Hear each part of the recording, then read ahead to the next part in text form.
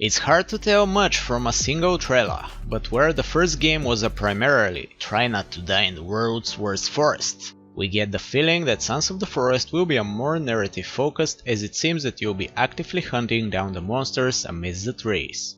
There is no word of a release date yet, but given our experience with the first game, we found the VR version clumsy in spots, but still atmospheric and terrifying. We'll definitely be keeping our eye on this one.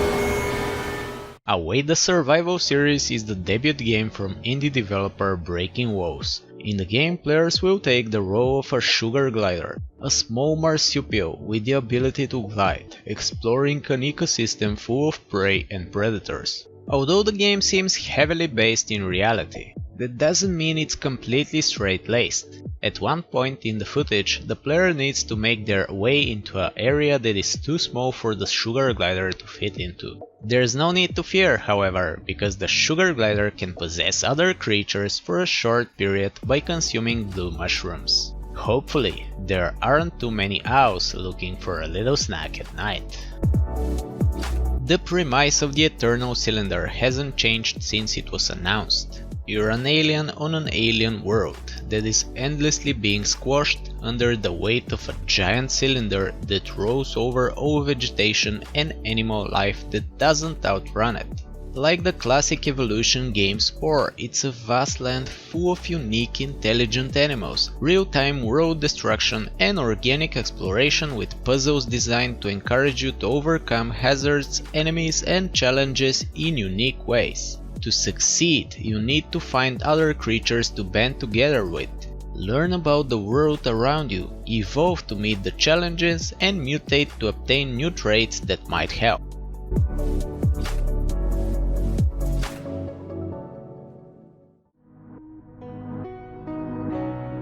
You're thinking it, I'm thinking it, we're all thinking it. So let's get it out of the way. Yes, Smalland, a survival game where you're the size of an ant, does look a lot like Grounded. There's crafting, there's building, and you encounter bugs and spiders and birds that are extremely large because you're very small. You can use a hang glider made from leaves and twigs to soar through the woods, and a vine that can be swung from like an itty-bitty Spider-Man. Depending on how you build your character, you'll be able to align yourself with various creature factions, and even adopt certain animals as mounts. Riding a grasshopper will let you leap through the woods, ladybugs can fly by your side, and you can even fly around on a robin's back. Smalland has been in development for a few years now and will be released on Steam sometime in 2021. You can also ride a mouse. I would very much like to ride a mouse. With our next game, the Earth has stopped turning and now a single day lasts a whole year. One side of the planet is an unlivable wasteland baked by permanent sunlight, while the other side is a frozen hell trapped in a permanent darkness. Unlike typical survival games where everyone plays on one persistent map, Last Oasis reinforces its wasteland premise by pushing players to stay on the move. Each zone you inhabit is an oasis filled with treasures, NPCs and other players, but it only exists for a day or two before it's consumed by the scorching heat of the sun. At the same time, new oases constantly spawn to replace old ones, simulating the slow crawl of the habitable zone across the planet's surface. To survive, players have to venture into these zones and plunder them for resources needed to survive the long stretches of the desert between them and the next oasis.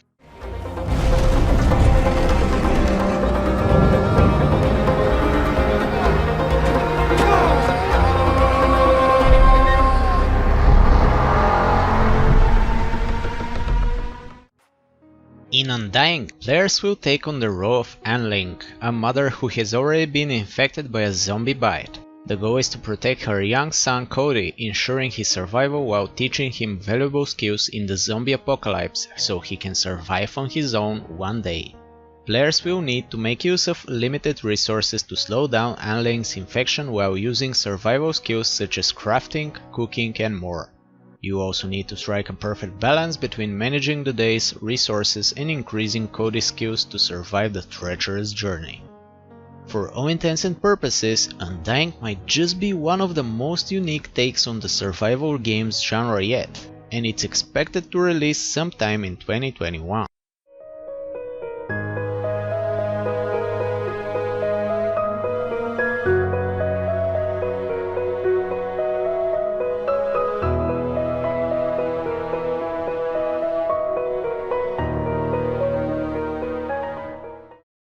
Medieval Dynasty by Render Cube is a sandbox survival game with RPG and city builder elements set in medieval times. You play an 18-year-old boy who arrives at his uncle's house. When it turns out your uncle is dead, you are left on your own. Valheim opens with a scroll of red runes and slowly bleed into text. The Norse epically unfolds before you, as you are whisked away in another realm in the claws of a crow. Thunder and lightning sound around you before you are dropped into a familiar yet somehow foreign landscape. There is a sense of mystery and awe as the melodic score begins to play. You're here, you're in Valheim. Yet despite all of these fantastical elements, Valheim remains grounded in a sense of realism that adds to the experience in tangible ways. The game offers a clean blend of exploration, RPG elements, and a massive open world that somehow manages to feel organic. It seems to be the perfect storm with 4 million copies already sold.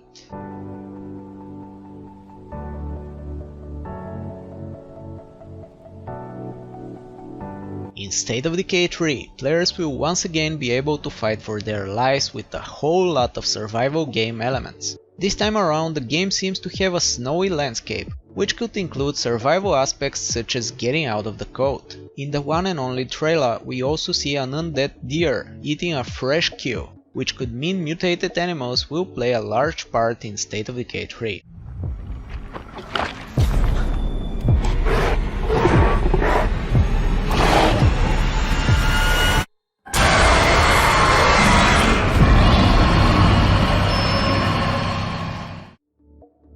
Supporters of that matter have in some cases been waiting a long time for the almost impossibly ambitious multiplayer zombie survival game to come out.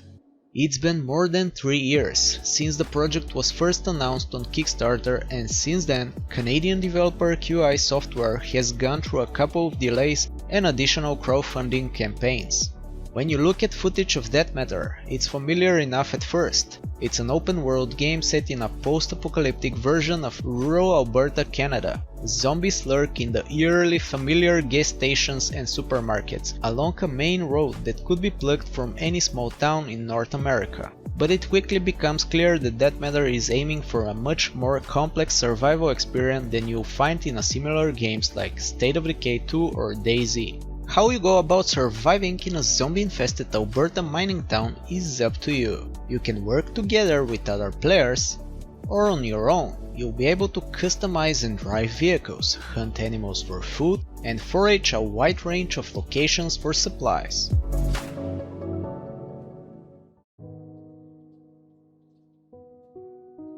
Is Wild still alive? The game is being developed by Wild Sheep Studio, an independent studio located in Montpellier in the south of France. The team first announced Wild during Gamescom 2014, a procedurally generated open-world survival game and PS4 exclusive, set in the prehistoric Neolithic period. Players take on the role of a shaman which they control from a young age and will be able to possess different animals to help their tribe survive in the wild. Wild was shown off once again at Paris Games Week in 2015, showing off the open world, eagle gameplay, an opposing tribe, and a cool boss fight against a mysterious snake woman.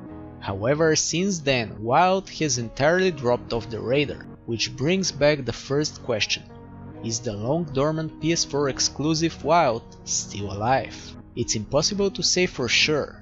However, based on recent updates in the past couple of months, it appears to be alive and well. It's out there somewhere, and it seems possible its future is on PlayStation 5.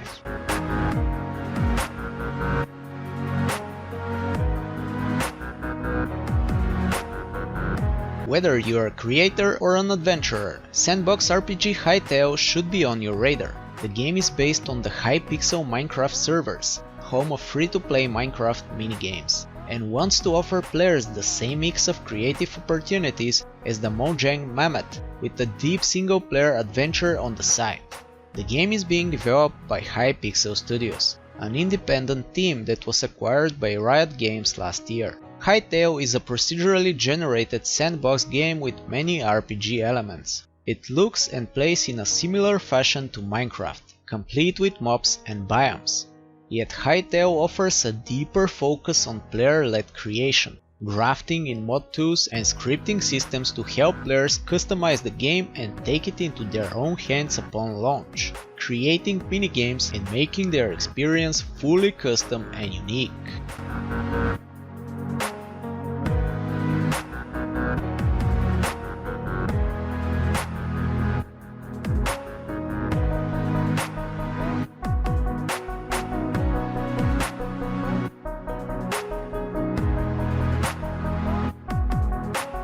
You can't walk down the street without stepping into an open-world survival game, so it takes a lot these days to make one stand out from the deluge of grindy time sinks. Towers made a striking first impression with its first trailer, unveiling a bizarre world that simultaneously called to mind pastoral Hyrule and the surreal realms of Xenoblade Chronicles and Xenoclash. It was a whirlwind tour of weird creatures, impossible terrain and evolving cities, but what Towers is really about is gardening. It's an open-world multiplayer survival game set on an island that suffered a cataclysm. It once hosted a great civilization, but something happened. Maybe it was magic, maybe it was climate change, and the island stopped being a welcoming home.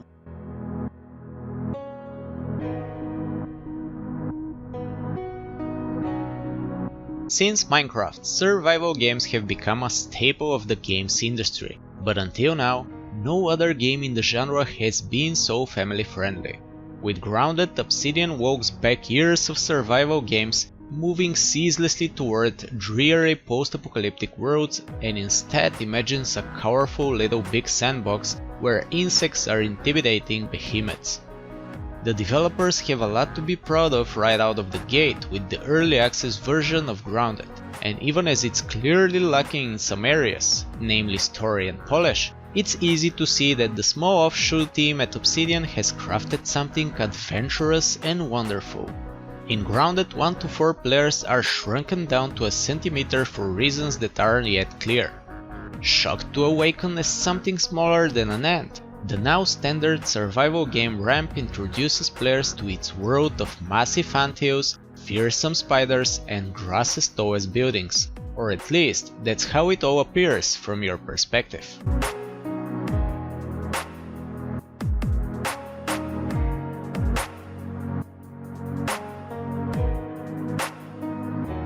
All the greatest adventures start in the mind. An idea, an impulse, an imagined goal. From there it bleeds out into the world around you, and covers it to match. And this particular adventure conceived many years ago by creative director Cody Lee. Little Devil Inside captures the reality perfectly, set in a mysterious but not magical world. It spans muddy swamps and vast deserts, murky ocean depths and shivering mountain heights, foggy forests and icy tundras that crack and echo underfoot.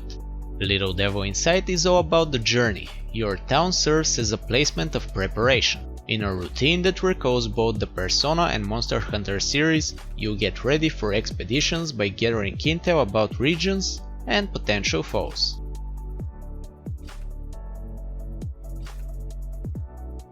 Gearbox has announced that Tribes of Midgard, an upcoming Viking game that supports up to 10 players co-op, is coming to PS5 in early 2021.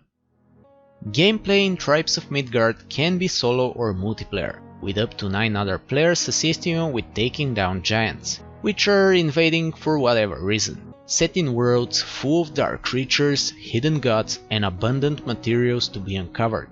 You play as a Viking, living in a village that houses the seat of Yggdrasil, the last bastion that protects the gods from the other realms. I really enjoy the vivid, cel-shaded visuals and the isometric perspective. I fell in love with playing games like Diablo and Ultima Online. And like those classic MMORPGs, you'll be hacking away at baddies for loot in between fights, with more threatening foes.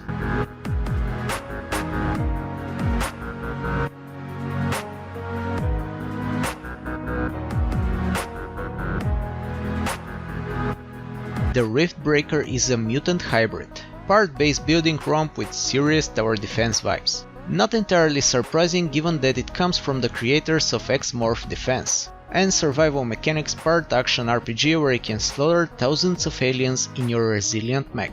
Galatia 37 is an alien world where we have to establish a base that will allow us to travel between the new world and Earth.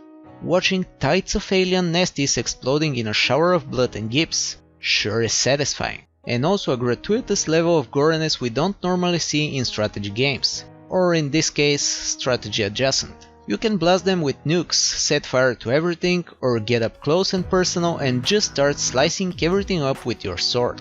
It's all very extra.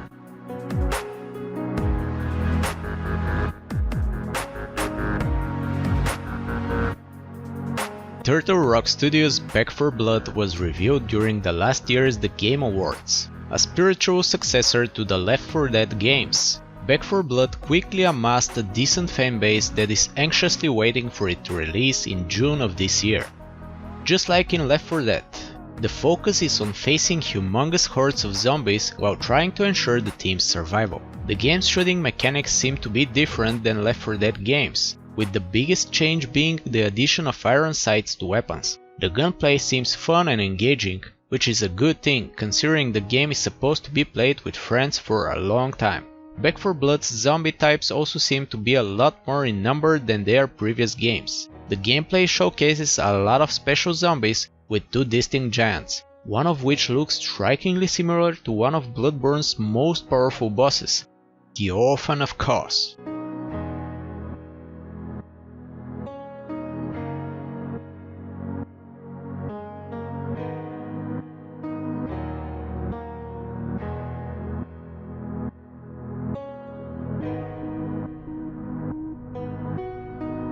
Dying Light 2, which we got a taste of E3 2019, looks even better than the original. And the original was pretty great. Techland's first zombie parkour game left a lasting impression and received a decent post-release support. At the Microsoft E3 2019 conference, Dying Light 2 originally had a spring 2020 release window. In January 2020, Techland announced that the sequel has been delayed and haven't talked release windows in the years since.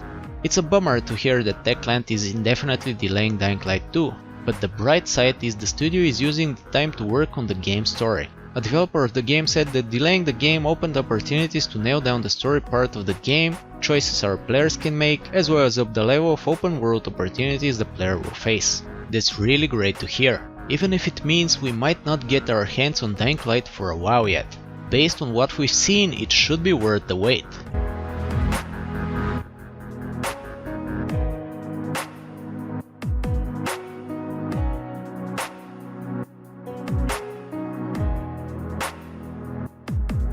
Up next is developer Foxy Voxel's Going Medieval, another big survival game scheduled to release sometime in 2021 for PC. Going Medieval is coming soon to Steam Early Access, and the developers expect it to stay there for roughly 1 year before moving into a full release. In Going Medieval, players will have to manage their own colony in an attempt to survive the turbulent medieval age. You'll be able to construct multi-story fortresses in a land reclaimed by wilderness. Hunt, craft and survive the harsh environments, all while defending your fortress against raids. Interestingly, your villagers will see their personality shaped by the fortress and the world around them.